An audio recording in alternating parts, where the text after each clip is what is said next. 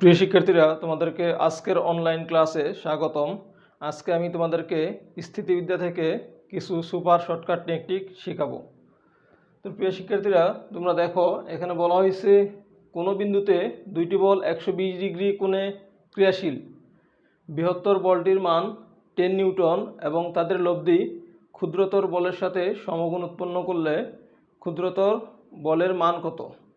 তো প্রিয় শিক্ষার্থীরা, আমরা জানি যে কোনো বিন্দুতে দুইটি বল যদি পরস্পর আলফা কোণে ক্রিয়ারত থাকে এবং তাদের লব্ধি ক্ষুদ্রতর বলের সাথে সমগুণ উৎপন্ন করে, তাহলে ক্ষুদ্রতর বলের মান বৃহত্তর বলটির অর্ধেক হয়। অর্থাৎ যেহেতু বৃহত্তর বলটির মান 10 নিউটন, তাহলে আমরা বলতে পারি ক্ষুদ্রতর বলের মান হবে এখানে 5 নিউটন, অর্থাৎ 10/2 5 নিউটন। তাহলে এটার অ্যান্সার হচ্ছে 5 নিউটন। তো প্রিয় শিক্ষার্থীরা, এটা আমরা আরেকটা নিয়মে করতে পারি। তোমরা এভাবেও করতে পারবা যে কজ আলফা সমান মাইনাস, এখানে লিখবা ছোট বল ডিভাইড বড় বল। এখানে দেখো আলফা হচ্ছে 120 ডিগ্রি, তাহলে আমরা এখানে লিখতে পারি কস 120 ডিগ্রি সমান মাইনাস, দেখো ছোটো বলটাকে যদি আমরা কিউ ধরি আর বড় বলটার মান দেওয়া আছে এখানে 10 নিউটন, তাহলে আমরা এখানে লিখতে পারি কস 120 ডিগ্রি মানে মাইনাস কিউ বাই 10। তাহলে আমরা এখান থেকে মাইনাস মাইনাস কেটে এখান থেকে লিখতে পারি কিউ সমান 5 নিউটন। তাহলে আমাদের অ্যান্সার হবে 5 নিউটন।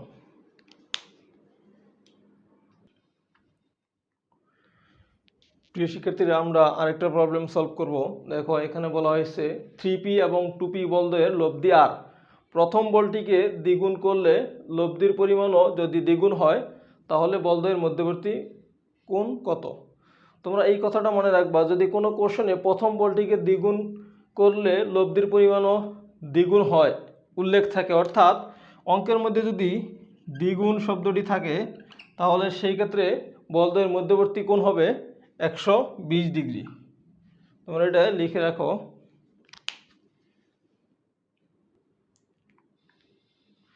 প্রিয় শিক্ষার্থীরা, আমরা আরেকটা প্রবলেম সলভ করব। দেখো এখানে বলা হয়েছে কোনো বিন্দুতে ক্রিয়ারত দুইটি বলের একটির মান অপরটির দ্বিগুণ হলে এবং তাদের লব্ধি ক্ষুদ্রতর বলের উপর লম্ব হলে বলদ্বয়ের মধ্যবর্তী কোণ কত? তাহলে এখানেও দেখো এই দ্বিগুণ শব্দটা আছে। তো অঙ্কের মধ্যে যখন তোমরা দ্বিগুণ শব্দটা দেখবা, তখন সবসময়ই বলদ্বয়ের মধ্যবর্তী কোণ হবে 120 ডিগ্রি।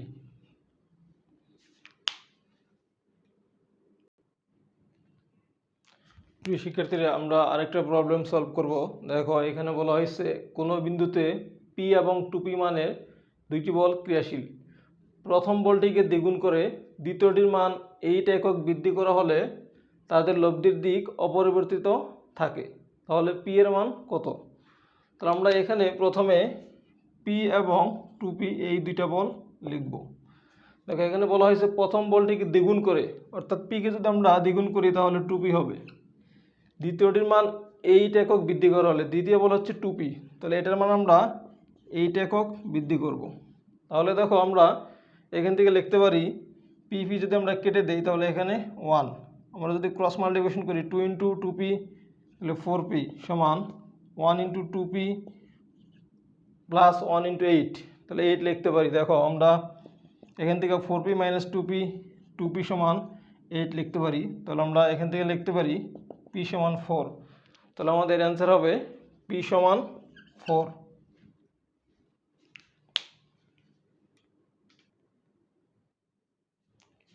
প্রিয় শিক্ষার্থীরা, আমরা আরেকটা প্রবলেম সলভ করব। দেখো এখানে বলা হয়েছে যে সমমানের দুইটি বলের লব্ধির বর্গ বলদ্বয়ের গুণফলের 3 গুণ হলে বলদ্বয়ের মধ্যবর্তী কোণ কত? তোমরা এই কথাটা মনে রাখবা যে যদি বলা হয় যে সমমানের দুইটা বলের লব্ধির বর্গ বলদ্বয়ের গুণফলের 3 গুণ, সেক্ষেত্রে বলদ্বয়ের মধ্যবর্তী কোণ হবে 60 ডিগ্রি। এটা কেন হয় আমি তোমাদেরকে দেখাই দিচ্ছি। আমরা জানি দুইটা সমমানের বলের লব্ধি হচ্ছে আর সমান 2p cos আলফা বাই 2।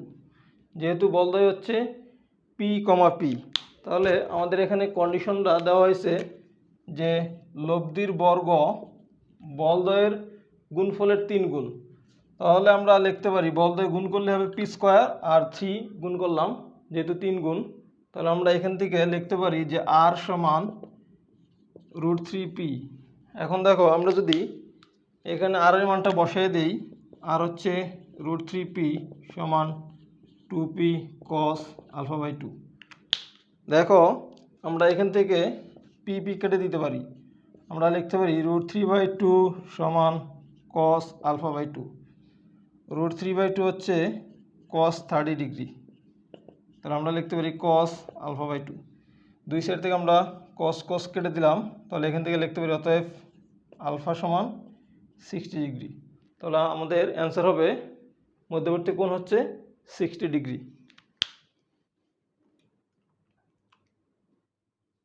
প্রিয় শিক্ষার্থীরা, আমরা আরেকটা প্রবলেম সলভ করব। দেখো বলা হয়েছে কোনো বিন্দুতে 60 ডিগ্রি কোণে ক্রিয়ারত দুইটি সমান বলকে একই বিন্দুতে ক্রিয়ারত 9 নিউটন বলের সাহায্যে ভারসাম্যে রাখলে সমান বলদ্বয়ের প্রতিটির মান কত। তো আমরা জানি দুইটা সমান বলের লব্ধির মান হচ্ছে আর সমান 2p cos α/2। তো এখানে যেহেতু 9 নিউটন বলের সাহায্যে ভারসাম্যে রাখা হয়, তো এই জন্য এখানে 9 নিউটন বলটা হচ্ছে লব্ধি বল। তাহলে আমরা এখানে আর এর মান বসাবো 9 সমান 2p cos, দেখো আলফা হবে 60 ডিগ্রি, তার মানে 60/2 মানে 30 ডিগ্রি। তাহলে আমরা এখানে লিখতে পারি যে 9 সমান 2p cos 30 হচ্ছে √3/2।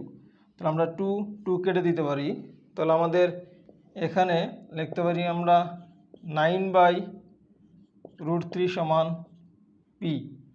তাহলে আমরা 9কে ভেঙে লিখতে পারি যে 3 × 3 /√3 সমান p। তাহলে আমরা যদি 3কে √3 দিয়ে ডিভাইড করি, তাহলে আমরা লিখতে পারি √3। তাহলে আমাদের এখানে প্রতিটি বলের মান হচ্ছে 3√3 নিউটন। তাহলে আমাদের অ্যান্সার হবে ক নম্বর।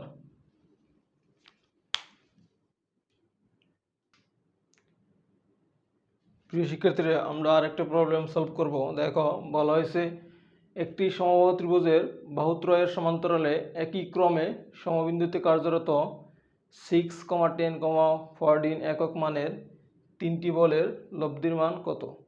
তো প্রিয় শিক্ষার্থীরা, তোমরা এখানে খেয়াল করো যে বল তিনটা কিন্তু এখানে সমান্তর ধারা গঠন করতেছে, অর্থাৎ এই তিনটা বলের কিন্তু ডিফারেন্স সমান, দেখো 4 করে বাড়তেছে।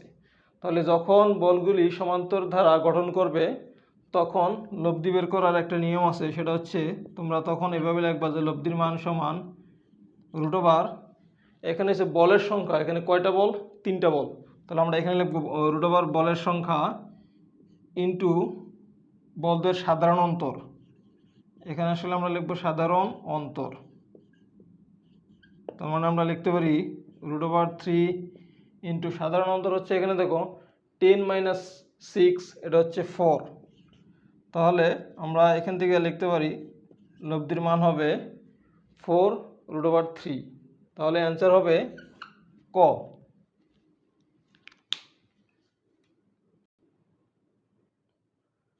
প্রিয় শিক্ষার্থীরা, আমরা আরেকটা প্রবলেম সলভ করব। দেখো এখানে বলা হয়েছে দুইটি বলের বৃহত্তম লব্ধি 14 নিউটন এবং ক্ষুদ্রতম লব্ধি 2 নিউটন। বলদ্বয় পরস্পর লম্ব হলে লব্ধি কত হবে। তো প্রিয় শিক্ষার্থীরা, আমরা একটা ফর্মুলা জানি যে দুইটা বলের বৃহত্তম লব্ধির বর্গ এবং ক্ষুদ্রতম লব্ধির বর্গ যোগ করলে তা দুইটা বল পরস্পর লম্বভাবে অবস্থান করলে তাদের লব্ধির বর্গের দ্বিগুণ হয়। অর্থাৎ আমরা এই সম্পর্কটা লিখতে পারি আর ম্যাক্স স্কোয়ার প্লাস আর মিনিমাম স্কোয়ার সমান 2 × আর এখানে পারপেন্ডিকুলার স্কোয়ার। তাহলে আমরা এখানে দেখো লিখতে পারি, তাহলে ম্যাক্সিমাম লব্ধি হচ্ছে 14 আর মিনিমাম রেজাল্টেন্ট হচ্ছে 2 নিউটন। 2 × আর এখানে আমরা পারপেন্ডিকুলার বের করব। তাহলে আমরা এখানে দেখো লিখতে পারি 14 স্কোয়ার মানে 196 প্লাস 4। তাহলে আমরা এখানে লিখতে পারি 200। আমরা এখানে 2 × আর পারপেন্ডিকুলার স্কোয়ার, তাহলে আমরা এখান থেকে 2 দিয়ে ডিভাইড করলে লিখতে পারি 100 সমান আর স্কোয়ার। তাহলে আমরা এখান থেকে লিখতে পারি আর পারপেন্ডিকুলার সমান 10। তাহলে বলতে যখন পরস্পর লম্বভাবে অবস্থান করবে তাদের লব্ধি হবে 10 নিউটন।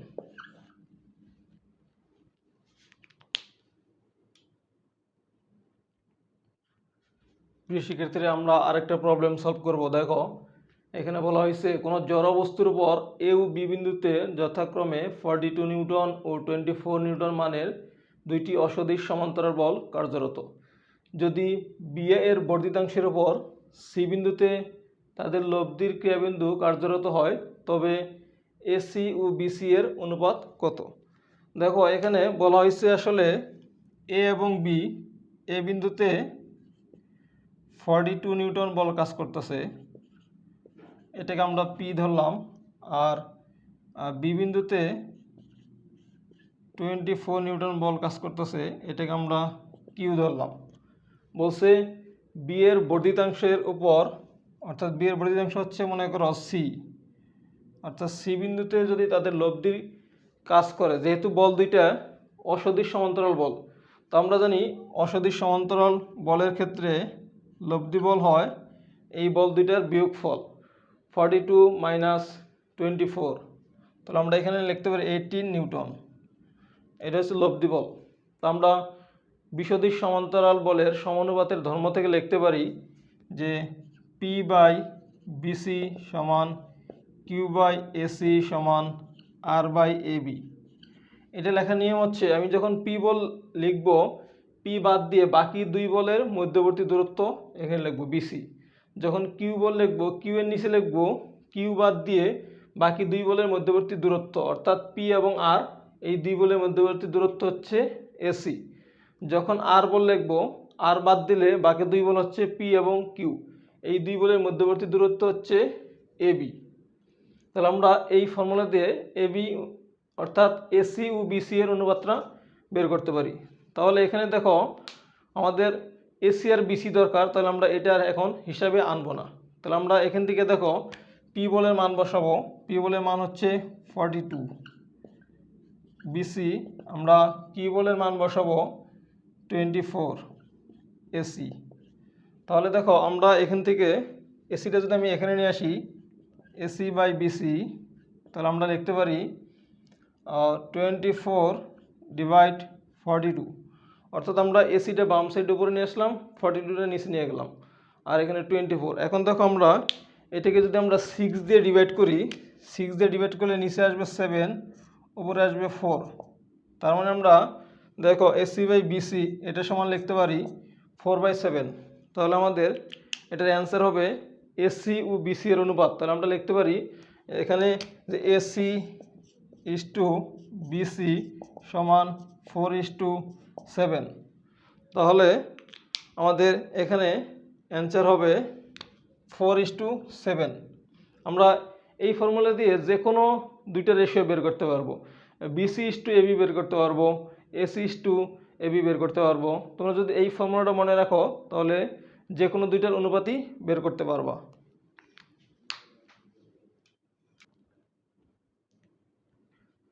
প্রিয় শিক্ষার্থীরা, আমরা আরেকটা প্রবলেম সলভ করব। দেখো এখানে বলা হয়েছে একজন লোক তার কাঁধে অনুভূমিকভাবে স্থাপিত 6 ফুট দীর্ঘ একটি লাঠির প্রান্তে হাত রেখে অপর প্রান্তে ডব্লিউ ওজনের একটি বস্তু বহন করছে।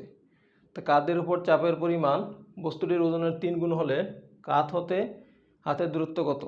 অর্থাৎ মনে করো এবি লাঠির এ প্রান্তে সে হাত দিয়ে পি পরিমাণ বল প্রয়োগ করতেছে, আর সি বিন্দুতে হচ্ছে কাঁধের অবস্থান, সি বিন্দুতে মনে করো এটা হচ্ছে কাঁধ, আর বি বিন্দুতে ডব্লিউ ওজনের একটি বোঝা বহন করতেছে। তাহলে বলছে যে কাঁধ থেকে হাতের দূরত্ব কত? তাহলে এখানে মনে করো এ বিন্দুতে মনে করো হাতের অবস্থান, তাহলে আমাদেরকে এ বিন্দুতে যদি হাতের অবস্থান হয় এসি দূরত্বটুকু বের করতে বলছে। তাহলে আমরা বলতে পারি এখানে বলছে যে কাদের উপর চাপের পরিমাণ বস্তুটির ওজনের 3 গুণ হলে, বস্তুটির ওজন যদি ডব্লিউ হয় তাহলে এখানে লব্ধি বল হবে 3W। তাহলে আমরা দেখো সদিশ সমান্তরাল বলের সমানুপাতের ধর্ম থেকে লিখতে পারি, আমরা যখন এই ডব্লিউ বলটা নিব তখন ডব্লিউ বাদ দিয়ে বাকি দুই বলের মধ্যবর্তী দূরত্ব লিখব। তাহলে W/AC সমান, এরপরে আমরা লিখতে পারি যখন আর বল নিব, আর বল মানে 3W, যখন 3W নিব আর বল বাদ দিলে বাকি দুই বলের মধ্যবর্তী দূরত্ব হচ্ছে AB। আমরা এখানে আরেকটা বল নিতে পারি যেটা হচ্ছে P বল। যদি P বল নেই তাহলে P বাদ দিলে বাকি দুই বলের মধ্যবর্তী দূরত্ব হচ্ছে BC। কিন্তু আমাদেরকে এখানে BC বের করতে বলা হয় নাই, আমাদেরকে বলছে যে কাঁধ থেকে হাতের দূরত্ব, এই AC দূরত্বটুকু বের করতে বলা হয়েছে। তো যার জন্য আমরা এখন এটা নিয়ে আর কাজ করব না, আমরা শুধু এই দুইটা নিয়ে কাজ করব। দেখো আমরা এখানে বলতে পারি যে AB, যেহেতু বলছে যে লাঠির দৈর্ঘ্য হচ্ছে 6 ফুট, তার মানে কিন্তু এখানে মানে AB কিন্তু 6 ফুট, AB কিন্তু 6 ফুট। তাহলে আমরা এখন দেখো দুই সাইড থেকে W কেটে দিতে পারি, তাহলে আমরা এখান থেকে লিখতে পারি 1/AC সমান 3/AB সমান 6। তাহলে আমরা AB এর মানে এখান থেকে 6 লিখতে পারি। তাহলে দেখো আমরা এখান থেকে লিখতে পারি যে AC সমান 2। তাহলে আমাদের কাঁধ থেকে হাতের দূরত্ব এই ডিস্টেন্সটুকু হচ্ছে 2 ফুট। তাহলে আমাদের অ্যান্সার হবে 2 ফুট। তো প্রিয় শিক্ষার্থীরা, আশা করি তোমরা ভিডিওটি এনজয় করেছো। তোমাদেরকে পরবর্তীতে অনলাইন ক্লাস দেখার আমন্ত্রণ জানিয়ে আজকের অনলাইন ক্লাস এখানে শেষ করছি। আল্লাহ হাফেজ।